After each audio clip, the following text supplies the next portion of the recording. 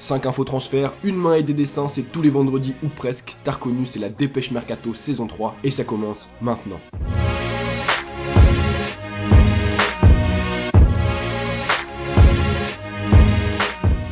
Salut mes socios, avant de commencer, je voulais juste vous dire que si vous voulez suivre assidûment l'actualité footballistique quotidiennement les gars, allez me suivre absolument sur Instagram, le lien sera dans la description car à partir d'aujourd'hui à 18h les gars et chaque jour de la semaine, je vais publier les 3 infos foot principales de la journée en plus des stories où il y aura des sondages, des rumeurs transferts, etc. Donc voilà, c'est super simple les gars, tous les soirs à 18h sur Instagram, il y aura les 3 infos foot principales qu'il ne fallait pas louper de la journée, le lien est donc dans la description. Mais bref, on commence avec Matthijs de Ligt, annoncé très proche du FC Barcelone depuis plusieurs semaines, le joueur néerlandais est pour le moment toujours un joueur de l'Ajax Amsterdam et n'a donné son accord à aucun club, ce qui aurait conduit le Paris Saint-Germain à passer à l'attaque pour le jeune défenseur néerlandais. En effet, selon les informations du journaliste de Canal+, Geoffrey Gartier, le Paris Saint-Germain après sa saison ratée souhaiterait se reconstruire, ce qui passerait par l'achat d'un des meilleurs défenseurs au monde malgré son jeune âge, Matthijs de Ligt. Le club parisien aurait ainsi fait de l'international de 19 ans sa priorité pour ce mercato et comme l'annonce de Télégraphe,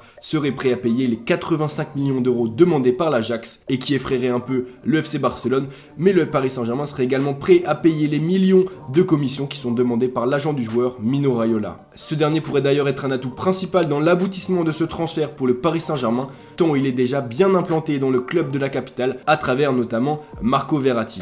Alors est-ce que la puissance financière parisienne couplée au projet tactique mis en place par Thomas Tuchel permettront-ils de devancer le FC Barcelone et les autres clubs sur le dossier ?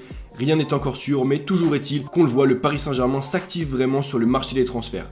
Alors pour le moment, étant donné que le joueur n'a pas encore donné son avis sur ce possible transfert, je mets un 40% sur la barre des probabilités, mais cela pourrait très rapidement augmenter.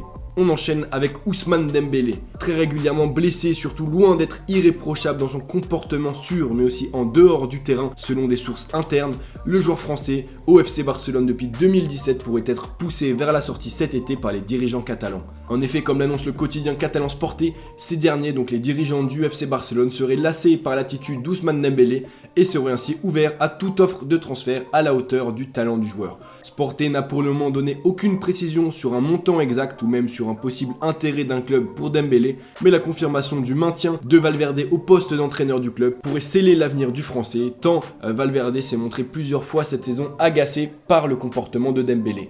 Alors où partira-t-il ? Est-ce qu'il partira même cet été ? Là aussi c'est dur à dire pour le moment, tout est flou, d'autant que As a légèrement pris mercredi dernier le contre-pied de Sporté en affirmant que le Barça était prêt à laisser une dernière chance à Dembélé, ce qui finalement signifierait que le joueur resterait au moins jusqu'en hiver.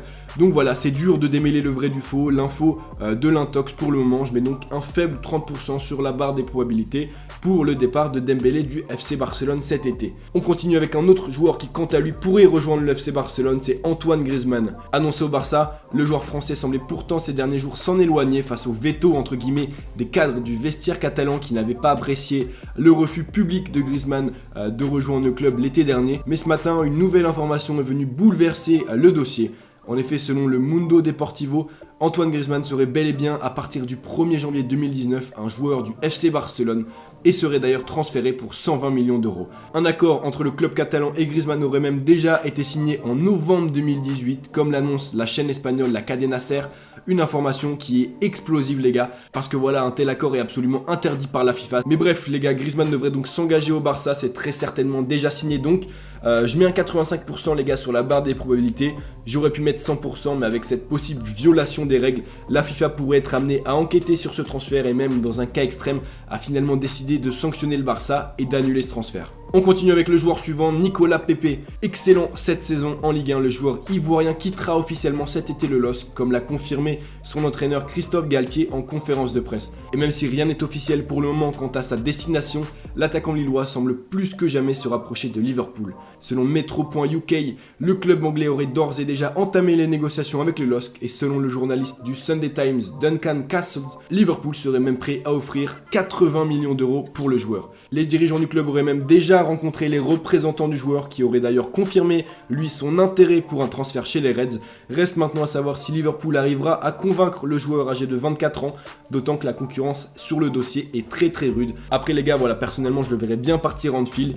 On n'a pas beaucoup plus d'informations concrètes, je mets donc un 55% sur la barre des probabilités. Et vous les gars, dites-moi en commentaire quel serait selon vous le meilleur choix pour Pepe. Enfin, on termine avec Joao Félix, véritable révélation cette saison, notamment en Europa League où il a brillé avec Benfica.